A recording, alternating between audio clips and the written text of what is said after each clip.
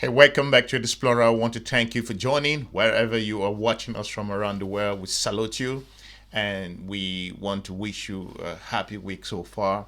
I know you all are doing well, but we're doing fine here from the geostrategic point of view. Listen, Uganda has shocked me. And Uganda is one of those countries that hasn't seen eye to eye with the United States of America most recently. But again, Uganda has fallen on this United States of America's trap. Uganda has received or has agreed to, according to news media, that it's gone to some kind of a deal with the United States of America with regards to accepting rejected migrants. Let me use that word. Migrants or individuals that the U.S. consider as criminals, as people who violated the rules, who have failed from the asylum procedure, whatever it is. The United States has rejected them, and Uganda has opened its arms that it is willing for some kind of the Donald Trump quick pro quo deal. From the strategic point of view, this relationship hasn't seen the daylight over the past couple of years based on the previous administration.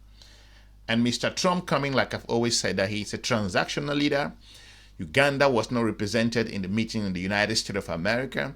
So the truth is coming out to an extent with regards to the strategic relationship, this unforgiving partnership that African countries, and Uganda has fallen for it. So according to news media information, Uganda has accepted, though they are walking into some kind of a deal. It takes me back to why Uganda has accepted this and why are they in this process of negotiating. I have this kind of a confusion that Uganda is going to be thinking about it. They are walking into some kind of but it's disgraceful that African nations, not just Eswatini, South Sudan, came under tremendous pressure in regards to the United States of America's relationship. Uganda, that has stood up to the United States to an extent. Make no mistake, the country of Uganda was recently taken out from the African Growth and Opportunity Act due to, according to the United States of America's own statement, that it was a gross violation of international recognized human rights, primarily linked to its controversial, according to some expert, of the homosexual law that was passed in 2023.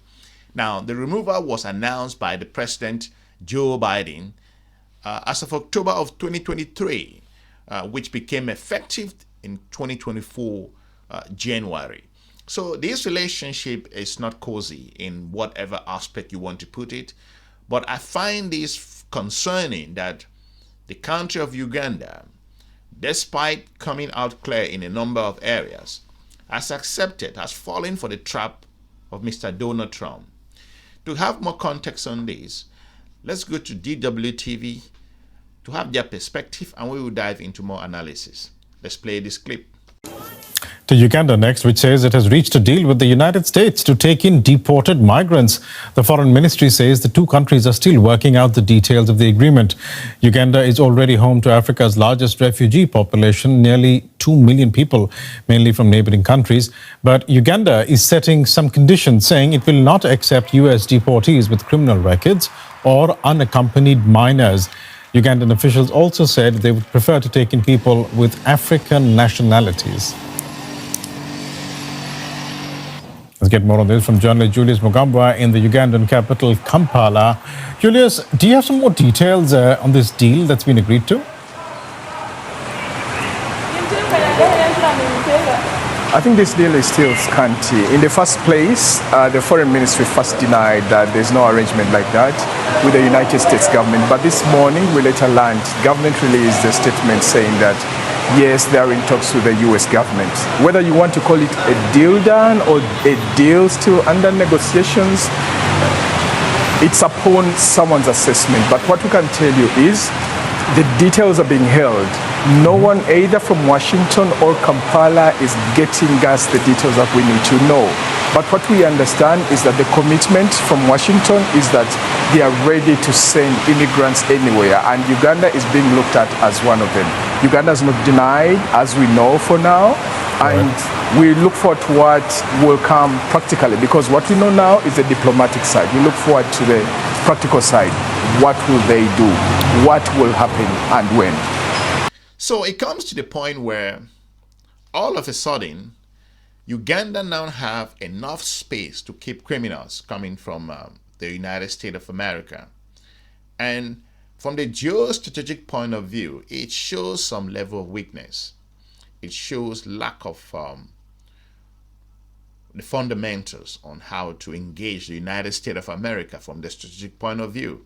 So despite the situation in Uganda, with the highest number, according to news media, that Uganda have refugees that are living there, they have still taken upon themselves to accept more high-level criminals to come to their country, despite the government officials circulating news media that we're not going to take people who have criminal records or people who are not Africans, who are not this. I think that that's no argument. It's out of question. The fact that you are in this deal, you have already exposed yourself.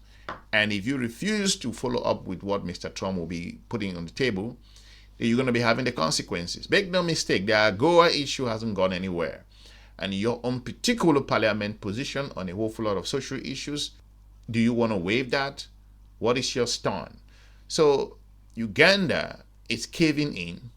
So Uganda now, it means, what are you going to be benefiting from this? And what does Uganda get out of agreeing to a deal like this?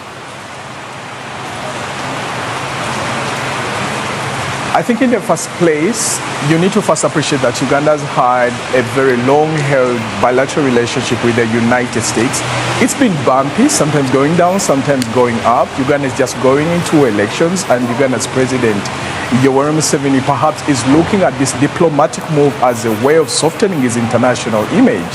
So we do not know specifically what Uganda is taking, what are the advantages, what is the take-home for Uganda. But what we know is that Uganda has previously held strong bilateral relationship with the US, including joining in the fight against terrorism. Is it that you are at some point trying to get yourself be brought back into the African Growth and Opportunity Act?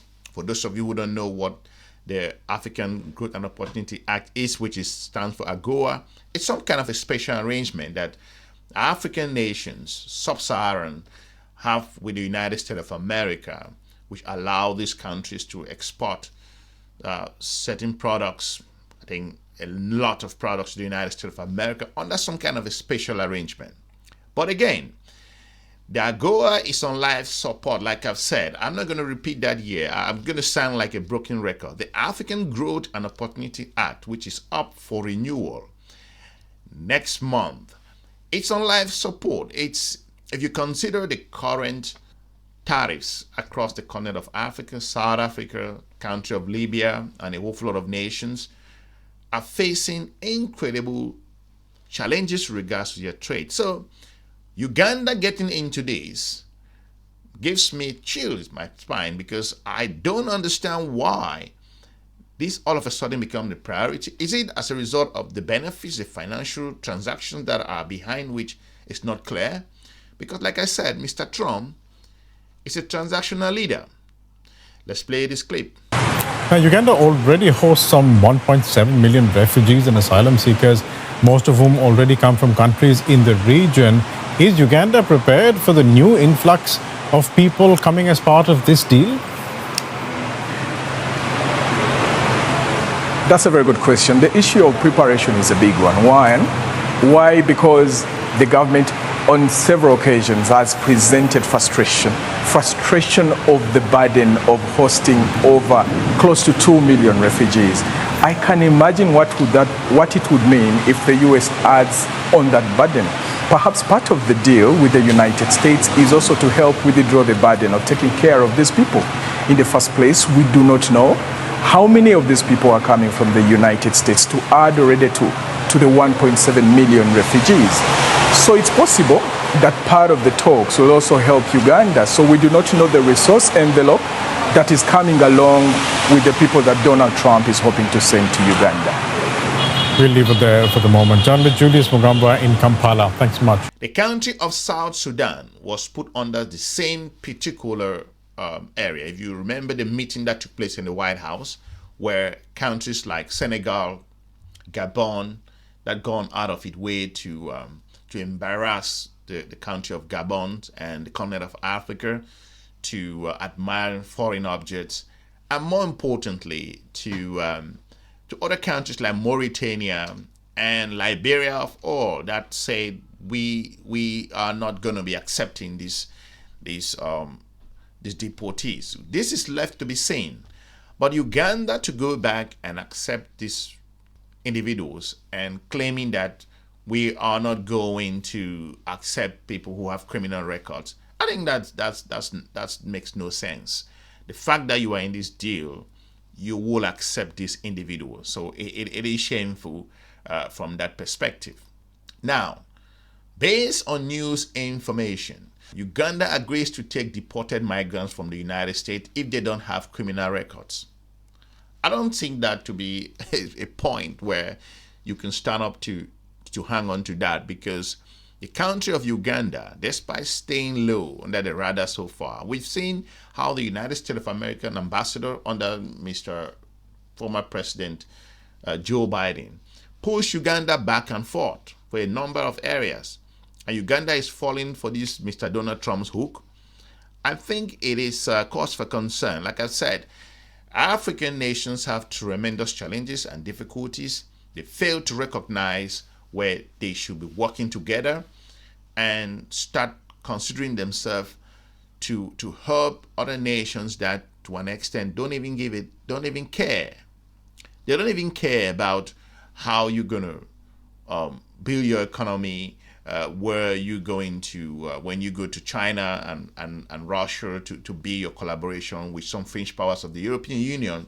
You got called out, and for you to accept these immigrants, despite you holding a bulk of Africa's immigrants or refugees or whatever you will call it, it is something that should be talked about, because Uganda, by doing this, sends a message that any other country in the continent of Africa can fall for Mr. Donald Trump's trap. So it is embarrassing and very concerning on why African nations all of a sudden, despite some high crime level in some particular countries that need to be resolved, they all of a sudden have enough prisons to keep people in. Leave me a comment and let me know what you think in regards to why Uganda will all of a sudden 360 degrees transform to jump into this same deal, where the country of Rwanda already, South Sudan, Swaziland. I will be looking forward to meeting you soon in our next episode. Have a good day. Bye-bye.